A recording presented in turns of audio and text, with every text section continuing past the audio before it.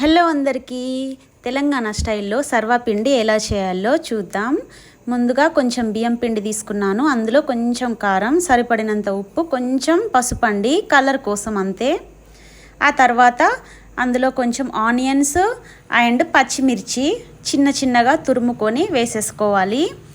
ఆ తర్వాత నానబెట్టుకున్న శనగపప్పు అండ్ కొంచెం కరివేపాకు అండ్ కొత్తిమీర.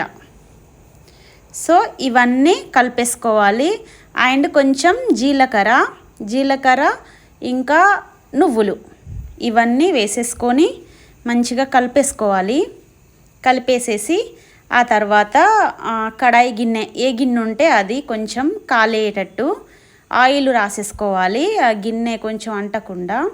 తర్వాత ఇదేమో మంచిగా చపాతీలాగా గిన్నెకు మంచిగా వేసేసుకోవాలి. సో సర్వపిండి రెడీ అయిపోయింది. ఇప్పుడు అందరూ మెక్కండి. ఓకే, ఎట్లుందిరా? సూపర్. ఎట్లుందిరా? సూపర్.